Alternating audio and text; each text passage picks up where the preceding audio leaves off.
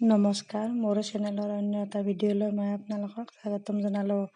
আজি হ'ল মাতৃ দিৱস, সেয়েহে মোৰ ফালৰ পৰা সকলো মাতৃকে ডাঙৰলৈ সেৱা আৰু সৰুলৈ সেৱা কৰা মৰম যাচিলোঁ। আমাক সৰুতে মাহঁতে এনেদৰে পিঠা বনাই খুৱাইছিল। এতিয়াৰ দৰে মেগী, চাওমিন আদি নাছিল আৰু সেইবাবে আমি এতিয়াও এইবোৰ খাই ভাল নাপাওঁ। আমাৰ কাৰণে পিঠাই বেষ্ট। নানা ধৰণৰ পিঠা, তাৰে ভিতৰত এয়া খোলা চাপৰি পিঠাও এবিধ। সেয়েহে আজি মই বনালোঁ ৰাতিপুৱাৰ সাজত এয়া খোলা চাপৰি পিঠা। এয়া মোৰ ৰাতিপুৱাৰ ব্ৰেকফাষ্ট আজি লাল চাহ আৰু গৰম গৰম পিঠা। কোনে কোনে খাই ভাল পায় বাৰু?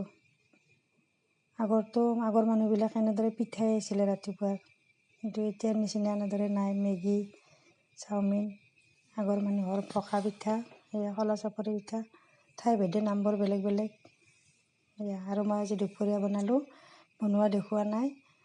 এয়া একেবাৰে চিম্পুল মাছ ভাজা আৰু এইফালে জিকা মাছৰ জোল আৰু আছে তিতা কেৰেলা ভাজি। এয়া একেবাৰে চিম্পুল তিতা কেৰেলা ভাজি, মাছ ভাজা আৰু এইফালে আছে জিকা আলু নোহোৱাকৈ মাছৰ জোল। ডায়েবেটিছ ৰোগীয়ে খাব পৰা এসাঁজ উত্তম ভাত সাজ। তিতা কেৰেলা ভাজি, মাছ ভাজি আৰু এইফালে জিকাৰ জোল মাছৰ সৈতে। ভিডিঅ'টো